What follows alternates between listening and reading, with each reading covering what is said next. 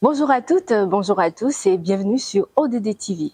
Lancé hier 30 mai 2023, le Forum national sur les objectifs de développement durable suit son cours ici au Palais des Congrès. Alors aujourd'hui, nous sommes au deuxième jour de ce forum et à la fin de cette journée, je reçois pour vous quelques invités pour faire le point sur les activités menées au cours de ce forum jusque-là. Bonjour chers invités. Bonjour. Alors, Monsieur Gabriel Gaoutodé, vous êtes le maire d'Avrancourt. Merci d'avoir accepté notre invitation. À côté de vous, j'ai Madame Lucie Ablawa Sessinou. Bonjour Madame. Bonjour. Vous êtes la maire de Kétou. Oui. Vous êtes une des 3 femmes maires de notre pays, le Bénin. Tout à fait. Merci beaucoup d'avoir accepté notre invitation. Merci. Et enfin, nous avons Monsieur Villon. Vous êtes le directeur de la Maison de la Société Civile. C'est bien ça. Alors, nous sommes à la deuxième journée du Forum national sur les objectifs de développement durable. C'est la première édition organisée par le ministère du Développement et de la coordination de l'action gouvernementale à travers la direction de la coordination et du suivi des ODD. Alors, à la fin de cette journée, quel point faites-vous? Je vais donner d'abord la parole à Monsieur le maire d'Avrancourt. Monsieur le maire, quel point faites-vous au terme de cette deuxième journée de ce forum? Je vous remercie beaucoup de cette préoccupation à ce forum des ODD.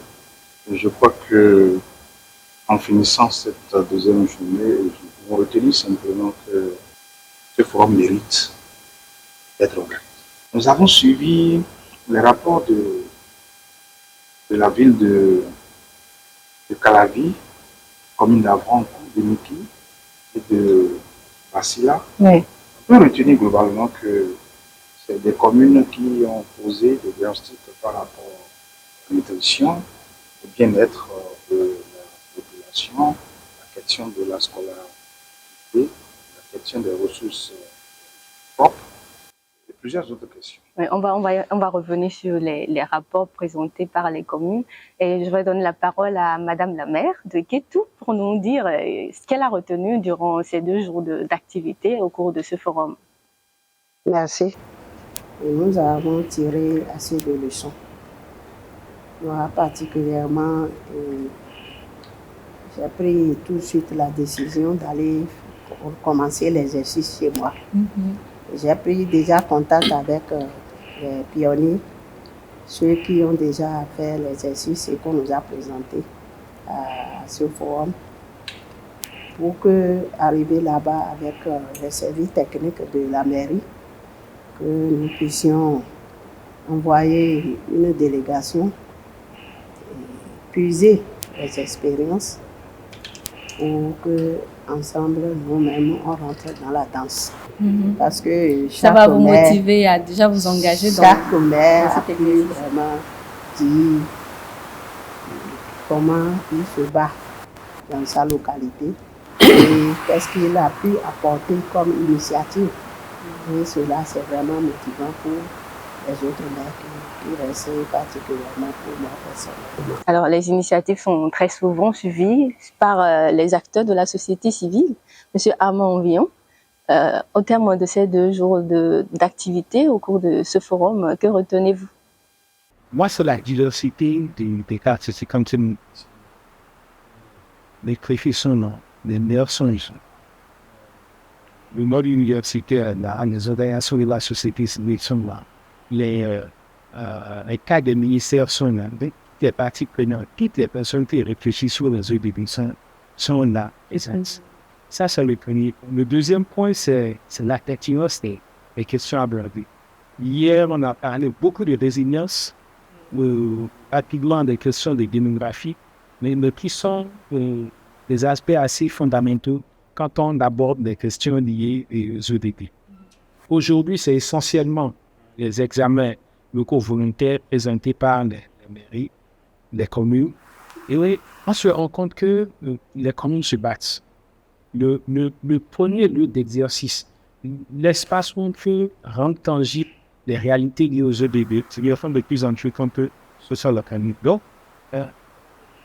elles ont fait l'exercice qu'elles ont présenté derrière. Il y a eu beaucoup d'avancées Oui, on parle de beaucoup de filles de déchets à remettre. On va revenir sur le commentaire de ces rapports présentés par les communes. Mais parmi ces communes, il y a Avrancourt, comme l'avait déjà annoncé le maire d'Avrancourt. Comment a été l'expérience de ces examens? Comment vous êtes mobilisés dans votre commune pour participer activement à l'élaboration de ce rapport après cet examen? Comment vous vous êtes organisés? Merci beaucoup pour cette question. Avouons qu'au départ, ce n'était pas facile. On n'était pas préparé. On n'était pas préparé avant la situation que nous avons vécue tous ici par le tirage. C'est après le tirage... C'était un choix vraiment aléatoire? Ah, c'était aléatoire. D'abord, il faut postuler. Nous étions 41 communes à postuler. Ce qui est déjà important, hein, sur 77 communes, pour une première expérience, plus de la moitié des communes se sont décidées quand même à essayer. Et des 41 communes, 4 ont été tirées. Donc, on n'avait pas de mérite autre mesure. On n'avait pas de mérite autre mesure. C'est après cette expérience que nous nous sommes mis dans le feu de l'action et nous avons compris que si vraiment un jour nous devons aller présenter de tels rapports, il faut mettre vraiment tout ce qu'il faut pour permettre quand même à ce que l'auditoire qui allait nous suivre puisse quand même avoir de bonnes choses. Et là, nous remercions le ministre du Développement parce qu'ils ont mis à notre disposition un expert pour nous montrer depuis les préparatifs jusqu'à la rédaction. Ils nous ont suivis. Comment rassembler les données. Ça n'a pas été facile, surtout au niveau des services déconcentrés qui ne s'étaient pas préparés. Vous savez, il y a des données, ce n'est pas des rapports que même ils envoyaient ça à leurs supérieurs hiérarchiques. Ce n'était pas destiné, même s'ils travaillent dans la commune, à nous autres. Mais cela s'est imposé et je crois qu'avec les échanges que nous avons eus avec leur père, leur fêtière, ils nous ont eu des données, sauf des données qui étaient impossibles à avoir. Nous avons fait le travail jusqu'à la fin, jusqu'à la validation. C'est là où nous avons constaté que, attention, lorsque à la validation, avec les partenaires qui nous ont aidés tels que GIZ, et nous avons exposé, on s'est dit, attention, il y a des éléments sur lesquels nous-mêmes ne se rendaient pas compte qu'on avait fait des avancées. Alors, Madame la maire de Kétou, cet exercice vous met déjà l'eau à la bouche. Alors, en tant que femme et mère, comment vous vous mobilisez, comment vous vous organisez pour mettre en œuvre les objectifs de développement durable dans votre commune? Je rappelle que, tout comme les 16 autres communes, vous avez aussi spatialisé, ciblé, vous avez priorisé des cibles prioritaires à votre commune. Comment vous vous organisez pour mettre en œuvre des actions en faveur de ces cibles? Merci, Madame la journaliste. Au niveau de ma commune, comme nous n'avons pas encore élaboré le PDC, 4e génération, nous allons tenir compte des ODD pour élaborer ce document. Ça va être déjà le premier pas. Parce que si tout n'est pas pris en compte depuis là-bas, au niveau de la planification des activités, au niveau de l'élaboration du plan, du PAI, etc., nous aurons assez de difficultés. Et ensuite, avec le travail qui est fait sur l'actuel PDC, sur lequel nous travaillons, nous allons voir les étapes, les endroits où nous avons eu de réussite et là où le défi reste vraiment posé. Et ensuite, nous allons prioriser les cibles sur lesquelles nous allons agir pour pouvoir corriger. Ça, c'est déjà pour ce qui est prioritairement un grand défi à Kétou, c'est je l'ai déjà dit hier, les questions sécuritaires. Ouais. Et quand on prend le volet sécuritaire, on va parler déjà de l'éclairage public. Quand une commune ou les quartiers d'une localité se jettent dans le noir, c'est déjà les poches d'insécurité. Ouais. Donc, il faut travailler à l'éclairage public, que ça soit l'éclairage et le courant conventionnel ou les panneaux solaires. Oui. La mairie a commencé à faire des pas dans ce domaine où nous avons commencé sur fonds propres à éclairer les quelques grands acteurs de la commune qui étaient encore dans le noir. Ensuite, l'impraticabilité des voies aussi est un signe d'insécurité pour les communautés qui pratiquent ces voies. Oui. On voit généralement les gens qui sont en moto et qui tombent, et d'autres les véhicules qui peinent à rouler, etc. Donc il faut aussi assainir, travailler un peu pour rendre praticables les voies. Donc, dans vos priorités, il y a déjà, on oui, déjà mais comme Kétou est une commune dont la tradition est encore très forte. Oui. Parce que c'est une ville où le fétiche oro continue de sortir, même si les taux de fréquentation ne sont plus comme avant. Il y a quand même que ça continue d'exister. Et puis là, nous devons aussi travailler pour permettre aux étrangers d'avoir la confiance et de venir s'installer. Jusqu'à aujourd'hui, nous n'avons pas de banque à Kétou. Parce que une seule journée de perdu pour les banques, c'est déjà beaucoup de pertes. Donc, il y a des sujets sur lesquels nous devons travailler pour pouvoir améliorer encore la situation, à rassurer les populations par rapport aux questions sécuritaires. Alors, Monsieur Armand Villon, vous avez suivi avec grand intérêt, je suppose, les rapports qui ont été présentés aujourd'hui par les 4 communes qui ont participé aux examens locaux volontaires. Et ils ont fait le point de leur réalisation et apparemment et visiblement, on peut constater qu'ils connaissent de progrès dans la réalisation des cibles qu'ils ont priorisées dans l'atteinte des objectifs de développement durable d'ici 2030. Vous, en tant que membre acteur de la société civile, vous êtes tout le temps en contact avec le terrain. Est-ce que vous constatez l'effectivité de ces actions sur le terrain? Parce qu'il y a les chiffres, mais également il y a la réalité qui est à côté. Bon, c'est difficile de répondre à votre question. C'est clair qu'il y a des réalisations qui sont palpables, les points d'eau, etc. C'est clair aussi que l'analyse diachronique qui a été faite pratiquement partout a montré des évolutions. Comme le maire l'a dit tout à l'heure, à des endroits où on s'attendait à voir des choses intéressantes, on s'est rendu compte que soit il y a stagnation, soit on n'a pas bougé comme on souhaitait le faire. Je pense qu'il y a quelque chose à ajouter, c'est de voir aussi comment on intègre, comment dit-on, la perception de la population par rapport à ce qui a été fait. Là, on a travaillé sur des cibles, on a travaillé sur des statistiques, on a recherché des statistiques, c'est le montage qui avait été fait.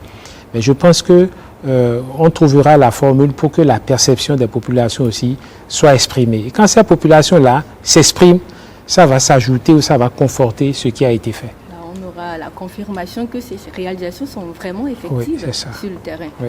Okay. Alors, au nombre des thématiques au cœur de ce forum, la question de la dividende démographique et selon la communication présentée par le DGPD du ministère, on peut constater que la démographie constitue un frein pour la croissance économique. Est-ce que pour vous, cette assertion est partagée, monsieur le maire d'Abron? Oui, je crois que nous avons suivi avec attention le développement de l'actualité dans ce sens. ce que nous avons suivi ici vient conforter pour que bientôt nous ayons une assise nationale. Mais cette question, nous devons prendre ça avec beaucoup de tact. Cette question, nous devons à tête reposée et nous allons voir ce que l'assise nationale va donner. Mais ce qui est sûr, nous avons des coutumes chez nous. Nous savons aussi que depuis lors, la richesse de nos pays, eh bien, c'est les enfants. De plus en plus, la nature même est en train de réguler. De sorte que ce que nos populations au niveau village et autres font de plus en plus, ça se réduit vers la ville. Ça, c'est clair. Maintenant, lorsque nous ne faisons pas attention, on risque de subir les affres des pays occidentaux qui ne souhaitent pas avoir les pays africains avancés en population. Mais dans le même temps, nous devons prendre nos propres décisions. Et c'est là l'importance de l'assise. Pour voir, avec les moyens que nous disposons, avec les projections que nous pouvons faire dans le temps par rapport aux infrastructures, aux besoins que nous avons en santé, en éducation et autres, quel est le juste milieu que nous pouvons faire pour que réellement on ne soit pas suffoqué par rapport à l'essor démographique. Donc c'est à discuter réellement pour voir ce qui est vraiment pour notre pays et non pour une transposition de ce qui se passe en Europe. Madame la maire de Kétou, quel est votre avis sur cette question de la dividende démographique qui serait un frein si on ne fait pas attention à l'atteinte de l'ODD 1, de l'ODD 2, en quelque sorte de plusieurs des ODD? Merci. Je crois que le maire d'Avrancourt a déjà abordé la question. Et nous avons nos réalités endogènes. Et chacun est en train de tirer leçon de ses propres expériences. Oui. Il ne s'agira pas pour nous, comme il a dit, de regarder d'autres pays et de venir inventer des choses qui ne collent pas avec nos réalités, puisque tout réside dans la mentalité. Oui. Et tout réside dans l'éducation et notre environnement. Aujourd'hui, la plupart des enfants, quand ils finissent l'école, tous veulent aller en Europe oui, poursuivre leurs études, etc. Aujourd'hui, les frais de scolarisation, tout a grimpé. Donc, il y a forcément des contraintes qui vont amener chacun à prendre sa décision personnelle, d'agir sur la façon de procréer dans sa famille et dans son foyer. Donc, je crois que c'est question de sensibilisation pour amener chacun à regarder et à faire une analyse. Alors, Monsieur Villon, c'est vrai que les assises n'ont pas encore eu lieu spécifiquement pour la question de la dividende démographique. La sensibilisation est en train d'être amorcée et les autorités quand même du pays sont à la quête des solutions, des mesures locales qu'on pourrait entreprendre pour pouvoir régler ce problème. Alors, vous, si vous devez proposer quelque chose en guise de solution, de mesures pour pouvoir quand même réguler la question de la démographie pour que, en fin de compte, ça ne soit pas un frein pour l'essor de notre économie. Qu'auriez-vous proposé? Bon, moi, je vais suggérer qu'on regarde les pays européens essentiellement qui ont une économie forte. C'est des pays où la démographie est assez élevée. Parce que si on n'a pas assez de population, l'industrie va tourner à perte. Il faut que l'industrie tourne et que les populations soient en capacité de consommer. Donc pour moi, c'est important d'avoir un effectif assez élevé. Ce qui suppose quoi? Que la réflexion ne doit pas être uniquement faite à l'échelle du Bénin. Il faut qu'on réfléchisse à l'échelle de la région, à l'échelle de la sous-région, puisqu'on sait que les 10 millions ne peuvent pas produit uniquement pour les 10 millions que nous sommes si nous voulons vraiment prospérer. Donc, il y a à vraiment regarder comment faire en sorte que l'économie prospère, je suis d'accord. Bon. Deuxième chose qui pour moi est quand même importante,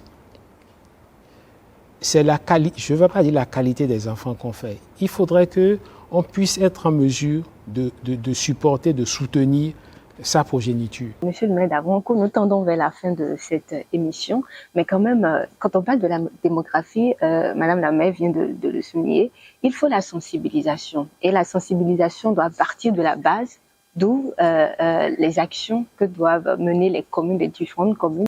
Alors, quel rôle vous comptez en tant que maire, jouer dans cette sensibilisation? En notre qualité d'élu et maire, je crois que nous ne serons pas du reste par rapport aux informations nécessaires qu'on pourrait apporter à nos populations. Mais sur quoi? Par rapport à quoi? Il faudrait que nous arrivions ensemble à projeter, à savoir les éléments sur lesquels nous allons porter l'information, nous allons communiquer. C'est vraiment important. Vous avez suivi le directeur tout à l'heure, il disait attention, pour une économie forte, il faut C. Si c'est sur ça que nous voulons sensibiliser, nous serons prêts. Mais si déjà, l'élément sur lequel nous allons communiquer, la population est déjà hostile, eh bien du coup, ce serait difficile pour nous autres. Et c'est pour ça que l'assise est importante. Mais quand l'assise, qu'on ne part pas avec des idées préconçues, qu'on laisse les appeler à ces assises, pouvoir dire ce qu'ils pensent en tenant compte non seulement de notre tradition, des vécus et maintenant des projections que nous sommes en train de faire pour le bien-être de nos populations. Il faut une parenté responsable. Je crois que c'est un élément important sur lequel, pour sensibiliser, le problème ne se pose pas du tout. Mais si vous allez dans une population aujourd'hui où, quand vous décryptez, il comprend que vous l'aidez à réduire systématiquement parce que vous pensez qu'il n'est pas responsable, alors là, et nous-mêmes, et cela, ce ne serait pas faisable. C'est pour ça qu'il faut être... Parce que c'est très sensible. Hein. Cette question, c'est très sensible. Et vous avez compris quand le DC avait porté l'information hier, lui-même d'abord, il a dû avancer sur ce terrain parce qu'il a entendu des choses. Vous voyez un peu. Mais la sensibilisation, il faudrait que réellement ça porte sur des éléments qui vont attirer nos populations et nous, en tant qu'élus, qui comprenons la situation, nous sommes là pour aider le gouvernement à y avancer dans ce sens pour l'atteinte des ODD. Nous sommes totalement à la fin de l'émission. On va recueillir votre mot de la fin rapidement. On fait un dernier tour de table pour recueillir le mot de la fin et puis on met un terme à cette émission. Alors, quel est votre mot de la fin, madame? Non. Je voudrais vraiment remercier ceux qui ont initié ce forum et remercier tous les acteurs et les maires qui ont fait l'expérience et vous-même les journalistes qui nous interviewez par rapport à tout ce qui se fait pour quand même amener chaque Béninois à prendre conscience de l'enjeu, à savoir que chaque fois que nous agissons sur une cible, ça impacte les ODD et que c'est comme ça que chacun de nous doit travailler en ne rien négligeant. Merci beaucoup. Alors, monsieur le directeur de la Maison de la Société Civile, dites-nous quel est votre mot de la fin au terme de cette émission? Bon, je vous remercie pour cette occasion que vous avez offerte. Moi, je voudrais insister sur la nécessité d'avoir un plan de suivi. Des constats ont été faits, des défis ont été mis en exergue, mais je pense qu'il est important aussi de faire un plan pour pouvoir suivre. Ça suppose qu'on aborde de fond en comble un autre problème, la disponibilité des données. Et je pense que c'est des défis importants auxquels qu'on doit garder présent à l'esprit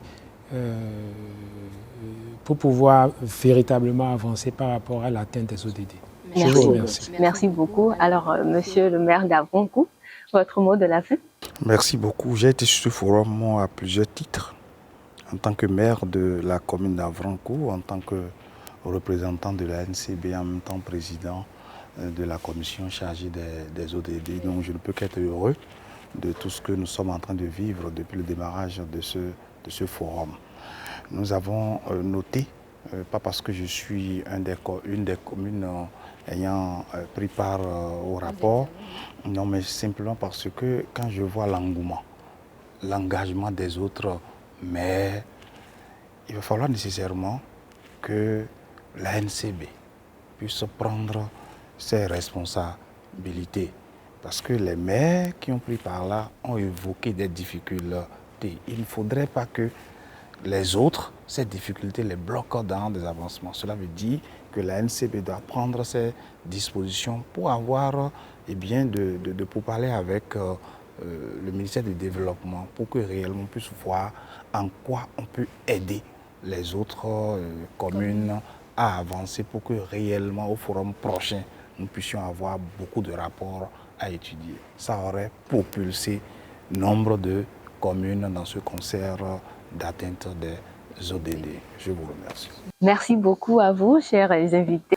Nous sommes à la fin de cette émission qui fait le point des 2 jours d'activité tout au long de ce forum national sur les objectifs de développement durable qui promeut le renforcement de la résilience pour accélérer l'action locale en faveur des objectifs de développement durable. Merci à vous et à très prochainement pour le prochain décryptage.